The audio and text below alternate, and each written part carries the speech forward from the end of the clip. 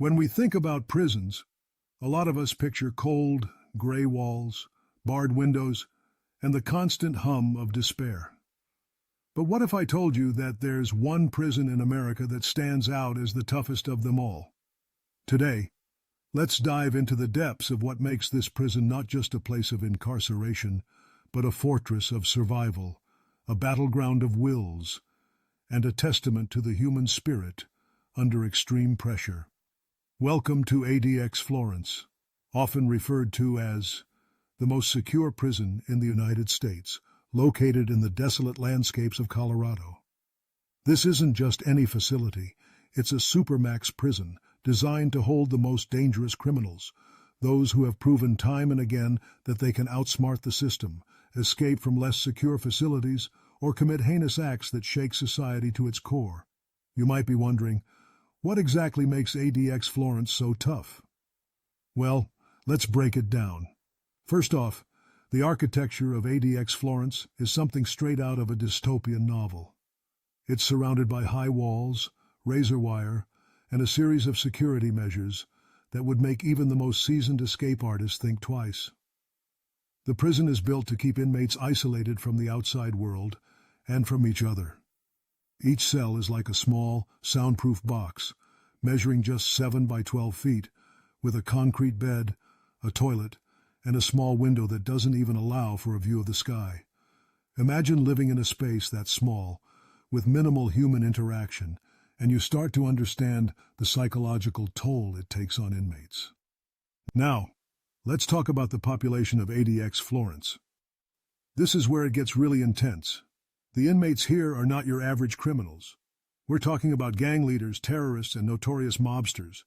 People like El Chapo, the infamous drug lord, and Dzhokhar Tsarnaev, one of the Boston Marathon bombers, have all spent time in this facility. These individuals are not only dangerous, they are also incredibly resourceful and intelligent. They've committed crimes that have left a mark on history, and now they're in a place where every move they make is monitored, every thought they have is scrutinized. But it's not just the physical conditions that make ADX Florence tough, it's the psychological warfare that goes on inside. Inmates are kept in solitary confinement for 23 hours a day. That's right, 23 hours.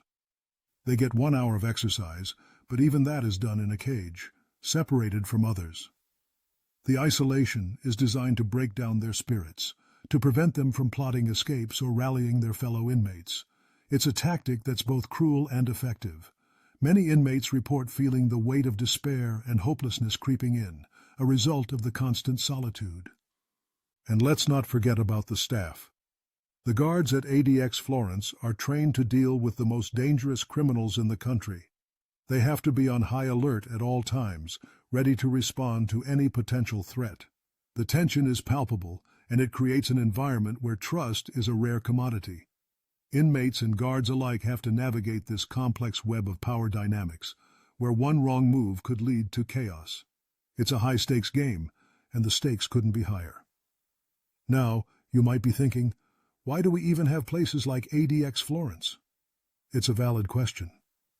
The idea behind supermax prisons is to keep society safe from individuals who have shown they cannot be rehabilitated or controlled in a traditional prison setting. The goal is to prevent these inmates from continuing their criminal activities, from exerting influence, or from escaping. It's about containment, and in many ways, it's a reflection of society's fear of the very worst among us. But let's take a moment to consider the broader implications of such a facility. What does it say about our justice system?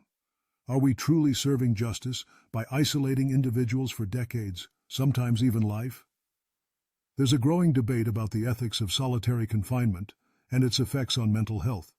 Studies show that prolonged isolation can lead to severe psychological issues, including anxiety, depression, and even psychosis. So, while ADX Florence may keep dangerous individuals locked away, it also raises questions about the humanity of such treatment. And here's where it gets even more complicated. The stories of the inmates themselves are often overlooked. Each person behind those walls has a story, a background, and circumstances that led them to that point. Yes, they've committed terrible acts, But what about the factors that contributed to their choices? Poverty, trauma, addiction, these are all elements that play a role in the lives of many inmates. By focusing solely on punishment, are we missing an opportunity for understanding and perhaps rehabilitation? As we reflect on the existence of America's toughest prison, it's essential to consider not just the walls that confine, but also the narratives that surround them. ADX Florence is more than just a prison. It's a symbol of our society's struggle with crime, punishment, and the quest for justice. It challenges us to think about how we define safety and what it means to be truly free. So the next time you hear about ADX Florence, remember that it's not just a place for the worst of the worst, it's a complex web of human experience, a reflection of our fears and a challenge to our values. In a world that often feels divided, perhaps understanding the stories behind those walls can help us find common ground in the conversation about crime and punishment. After all, we are all part of this narrative, whether we like it or not.